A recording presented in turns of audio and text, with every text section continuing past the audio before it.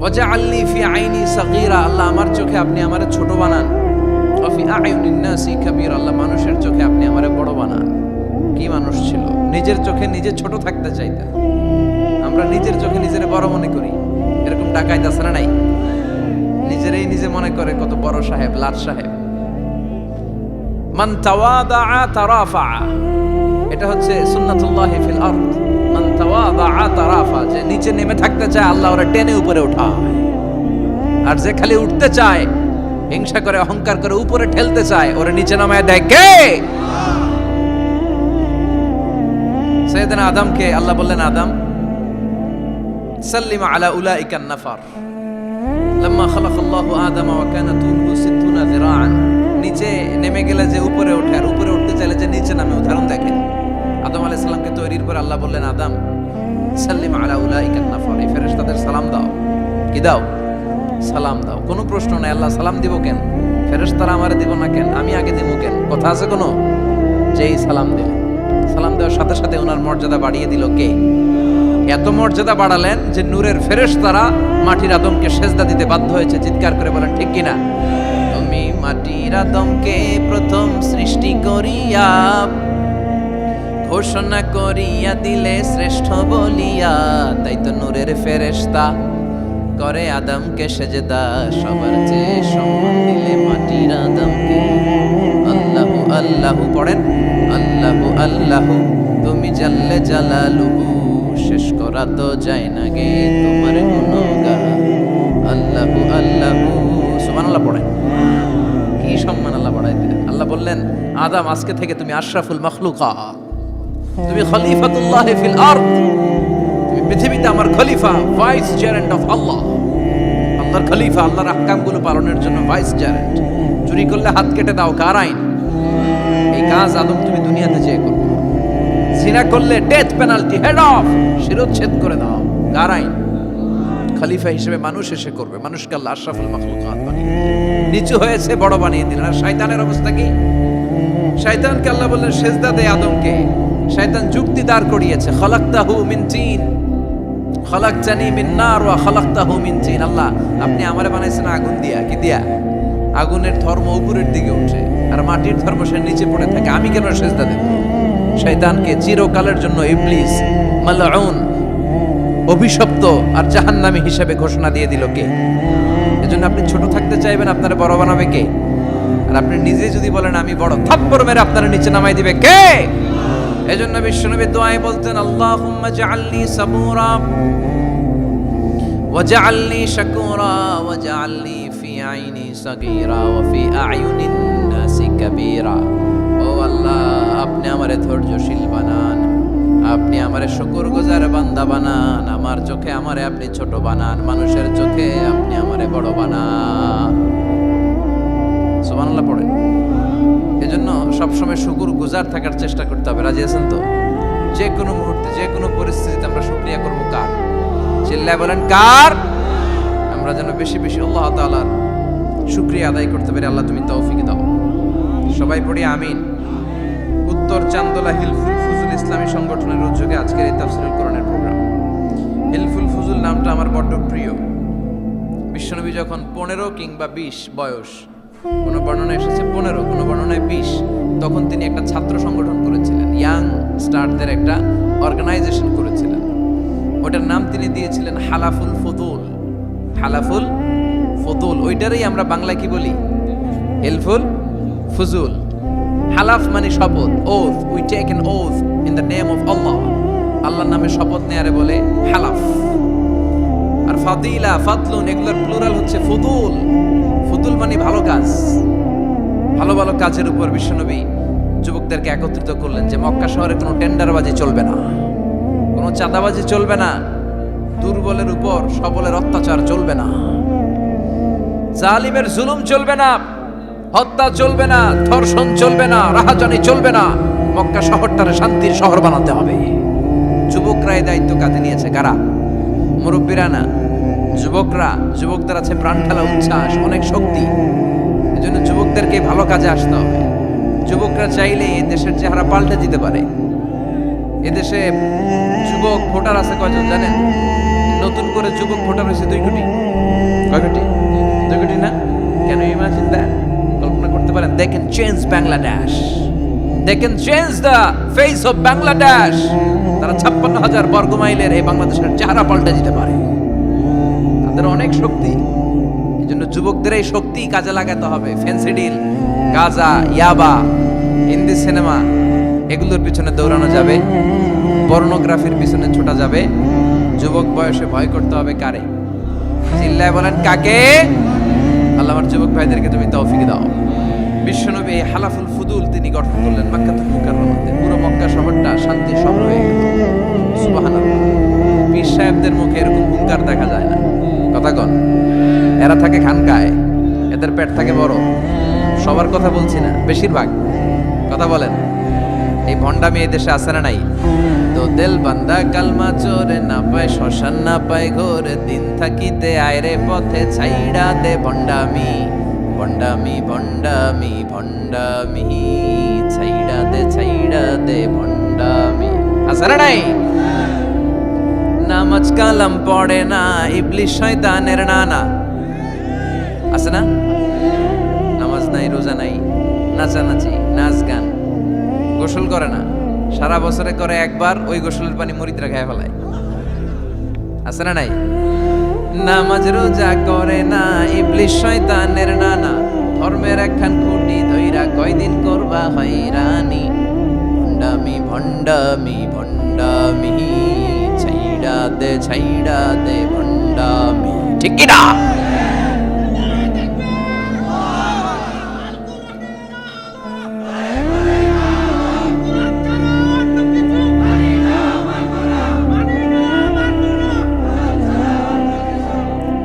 ভণ্ড পীর ও পীর, আমার নানা ভাইও পীর।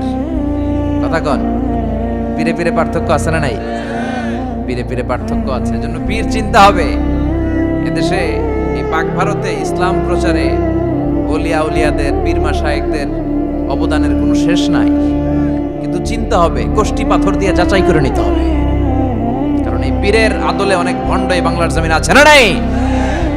এই ভণ্ডদের সাথে আমাদের কোনো সম্পর্ক নাই। আসলে আমরা আল্লাহর নামে 3টা তাকবীর দেই, গলা ফাটিয়ে আমার সাথে সাথে পড়েন আল্লাহু আকবার, আল্লাহু আকবার, আল্লাহু আকবার। আল্লাহ তুমি কবুল করো। আমি আপনাদের খেদমতে সূরাতু আত-তাহরীম থেকে ছোট্ট একটি আয়াতের অংশ তেলাওয়াত করেছি, যেখানে আল্লাহ তাআলা আমাদেরকে আহ্বান জানিয়েছে, ওহে বিশ্বাসীরা, পাপ হতে পারে, ভুল হতে পারে, অন্যায় হতে পারে, ওই অন্যায়ের উপর অটল থেকো না, আমার কাছে ফিরে আসো। কাম টু ইউর লর্ড, তোমার রবের দরবারে ফিরে আসো, ক্ষমার মতো ক্ষমা চাও, ক্ষমার মতো ক্ষমা চাইলে আমি সব ক্ষমা করে দেব। সুবহানাল্লাহ পড়েন। রব্বুল আলামিন বলেন, ইয়া আইয়ুহাল্লাযীনা আমানু তুবু ইলাল্লাহি তাওবাতান নাসুহা। ও বিশ্বাসীরা, ভুল করেছো, অন্যায় করেছো, পাপ করেছো, জুলুম করেছো, আমার কাছে ফিরে আসো, ক্ষমা চাও। ক্ষমার মতো ক্ষমা চাইলে সব গুনাহ মাফ করে দিতে পারে কে? পাপ নাই, গুনাহ করি নাই, এরকম কেউ আছে? কথা বলেন। কত পাপ করছি, কোনো হিসাব আছে? পৃথিবীর কেউ না জানলেও জানে কে? পৃথিবী না জানুক আমি তো জানি, আমি কি পাপ করেছি, আমার পাপের করলে বিচার, বাঁচার আমার নাই উপায়। দয়াময় প্রভু মাফ করো আমায়, মাফ করো আমায়। পড়েন আমিন। আমাদের পাপগুলো ক্ষমা করে কে? চিল্লায় বলেন কে? আল্লাহ ডেকে বলে, গোলাম আমি হলাম গাফিরুয যামব কাবিলুত তাওব। আমার কাজ হলো ক্ষমা করা, আমার কাজ হলো তওবা কবুল করা। শয়তানের কাজ হলো ওয়াসওয়াসা দেওয়া, আমাদেরকে ভুল পথে নিয়ে যাওয়া। আর আমাদের কাজ হলো ভুল করে ফেলা, আল্লাহর কাজ হলো ভুলগুলো মাফ করে দেয়া। আল্লাহ ডেকে বলে, গোলাম তোরা যদি ভুল না করতি, তোরা যদি পাপ না করতি, তোরা যদি অন্যায় না করতি, তোদেরকে ধ্বংস করে দিয়ে এমন একটা জাতি আমি এই দুনিয়ার বুকে তৈরি করতাম, যারা সকালবেলা ভুল করে দুপুরে মাফ চাইতো, দুপুরে ভুল করে রাত্রে মাফ চাইতো, আজকে ভুল করে আগামীকাল মাফ চাইতো, আর আমি আল্লাহ গুনাহগুলো তাদের সব ক্ষমা করে দিতাম। ক্ষমা করে দিতে আল্লাহর বড্ড ভালো লাগে। বান্দা আল্লাহর কাছে বারবার চাক, চোখের পানি ছাড়ুক, এটা আল্লাহ পছন্দ করে। চোখের পানির যে কত পাওয়ার আপনি কল্পনাই করতে পারবেন না। অনুশোচনার চোখের পানি, চোখ বেয়ে নাকের ডগা পেয়ে জমিনে পড়ার আগেই আল্লাহ এই বান্দারে মাফ করে দেয়। বিশ্বনবী ডেকে বলে, ও আমার উম্মতেরা শোনো, আল্লাহর কাছে দুনিয়ার মানুষদের দুই ফোঁটা পানি সবচেয়ে প্রিয়। এক হলো জিহাদের ময়দানে রক্তের ফোঁটা, দুই হলো অনুতপ্ত বান্দার চোখের পানির ফোঁটা। কত ভুল আপনি করেছেন, কত অন্যায় আপনি করেছেন, কত পাপ আপনার হয়েছে, কত মিথ্যা আপনি বলেছেন, কয় ওয়াক্ত নামাজ ছেড়েছেন, কয় লাখ টাকা ঘুষ খেয়েছেন, কত যৌতুক আপনি খেয়েছেন, কত মিথ্যা আপনি বলেছেন। আপনার পাপ যত বড় হোক, যত বিশাল হোক, যত বেশি হোক, আল্লাহর দয়ার পরিসীমা তার চাইতেও বড়। আপনার পাপ, আপনার অন্যায়, আপনার জুলুমগুলো যদি হয় খালের পানির সমান, বিলের পানির সমান, আল্লাহর দয়া সাগরের পানির সমান। আপনার পাপ যদি হয় সাগরের পানির সমান, আল্লাহর দয়া মহাসাগরের পানির সমান। আপনার পাপ আর অন্যায় যদি হয় পাহাড়ের সমান, আল্লাহর দয়া আকাশের সমান। আপনার পাপ যদি হয় আকাশের সমান, আল্লাহর দয়া আরশের সমান। এজন্য আল্লাহ বললেন, ইয়া আইয়ুহাল্লাযীনা আমানু তুবু ইলাল্লাহি তাওবাতান নাসুহা। ও আমার গোলাম, তুই তোর নিজেরে যত বেশি ভালোবাসিস তার চেয়েও আমি তোরে বেশি ভালোবাসি। তোর বাবা মা তোরে যত বেশি ভালোবাসে তার চেয়েও আমাদেরকে বেশি ভালোবাসে কে? আল্লাহ বললেন, ভালোবাসারে তৈরি করার পরে আমি 100 টুকরা করলাম। চিল্লায় বলেন, কয় টুকরা? 99 টুকরা ভালোবাসা আমি আল্লাহ নিজের মধ্যে রেখে দিলাম। 1 টুকরা ভালোবাসা গোটা বিশ্বের সবার মধ্যে আমি ভাগ করে দিলাম। 1 টুকরা ভালোবাসা পেয়ে আমাদের অবস্থা দেখছেন? আল্লাহ যদি 1 টুকরা না দিয়ে আমাদের 30 টুকরা দিত, কথা কন। 1 টুকরা না দিয়ে 80 টুকরা দিলে কি হইতো? কথা কয় না, কথা কন। রাসূল আমারে ভালোবাসা, রাসূল আমার আলো আশা, রাসূল আমার প্রেম বিরহের মূল আলোচনা, রাসূল আমার কাজে কর্মের অনুপ্রেরণা। ঠিক কি না? আমার নবীর জন্য আমার ভালোবাসা আছে না নাই? আমার রবের জন্য আমার ভালোবাসা আছে না নাই? আমার মা বাবার জন্য ভালোবাসা আছে না নাই? সবার জন্য সবার ভালোবাসা আছে না নাই? আমগো দিবস লাগবে কেন? আজকেও তো আমগো ভালোবাসা দিবস, কথা কম। যদি এখন দিবস না রজনী, আজকে তো আমাদের চান্দোলাতে ভালোবাসা রজনী, কথা কন। প্রতি মুহূর্তে আমাদের ভালোবাসা, এজন্য আমাদের ডেট পালন করা লাগে না। আমরা সব সময় সবারই ভালোবাসি। চিল্লায় বলেন ঠিক কি না? এজন্য আল্লাহ ডেকে বললেন, গোলাম আমি যে তোদের কত ভালোবাসি তোর ধারণা নাই। চোখের পানি ছাড়, গুনার কথা স্মরণ কর, তওবা কর। তওবার মতো তওবা করলে সব গুনাহ মাফ করে দিতে পারে কে? বিশ্বনবী বলে, আমার কোনো গুনাহ নাই, তারপরেও প্রতিদিন 70 বারেরও বেশি আমি তওবা করি। আল্লাহে ইন্নী আস্তাগফিরুল্লাহ ওয়া আতুবু ইলাইহি আকসার মিন 70 মাররা। Could you imagine that? কল্পনা করছেন কোনদিন যে নবীর গুনাহ নাই, ওই নবী তওবা পড়ে প্রতিদিন 70 বার, আকসার 70 বারেরও বেশি। আমার পড়া দরকার কয়বার? আপনার পড়া দরকার কয়বার? বিশ্বনবী 70 বারের বেশি বলে আমাদের পড়া দরকার কয়বার? আর আমরা প্রতিদিন করি কয়বার? কথা কম। আমাদের ভুল হবে, ভুল হতে সমস্যা নাই, ভুল হওয়াই মানুষের স্বভাব, কিন্তু ভুল হওয়ার পরে ভুলের উপর অটল থাকা যাবে না। শয়তান আর মানুষের মধ্যে এই মৌলিক পার্থক্য। শয়তান ভুল করে ভুলের উপরই আছে, ঠিক কি না? ক্ষমা চায় নাই, কিন্তু আমরা সকালে ভুল করলে দুপুরে মাপ চাই কার কাছে? 19 সালে ভুল করলে 20 সালে মাপ চাই কার কাছে? মৃত্যুর আগ পর্যন্ত আমরা ক্ষমা চাইলে ক্ষমা করে দিবে কে? সব সময় 24/7 তওবার দরজা খোলা, 2টা সময় ছাড়া। ভালো করে মনে রাখবেন, মুখস্থ ঠোঁটস্থ যেন থাকে। 2টার সময় তওবা কবুল হয় না। চিৎকার করে বলেন কয় সময়? এক হলো বাদাল গারগারা, গারগারানি যখন আসে, মালাকুল মাউত যখন চলে আসে, মালাকুল মাউতরে যখন দেখে ফেলবেন তখন তওবা কবুল হবে নাকি? কথা কন। ফেরাউনের নাম শুনছেন? ওরা যখন আল্লাহ লোহিত সাগরে ডুবাইয়া পানি খাওয়াইতে লাগলো, পানি খাইতে খাইতে পেটটা হয়েছে এত বড়, আর পানি খাইতে পারেন। এরপর হাত তুলে কয় আনা মিনাল মুসলিমিন।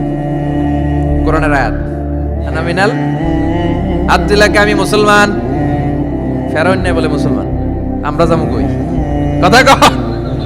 ফেরাউন আব্দুল্লাহকে আনা মিনাল মুসলিমিন, আল্লাহ কয় টাইম ইজ আপ, দেরি করছস, অনেক সময় দিলাম, অনেক সুস্থ রেখেছি, ক্ষমতা দিয়েছি, দাপট দিয়েছি, তখন যদি ঘাটটা নত করে মাথাটা নত করে একবার ক্ষমা চাইতি ফেরাউন তোরেও ক্ষমা করে দিতাম, কিন্তু সময় শেষ হওয়ার পরে আমি মুসলমানদের অন্তর্ভুক্ত বললে কোনো লাভ হবে নাকি? আল্লাহ বলল সময় নাই, সময় শেষ।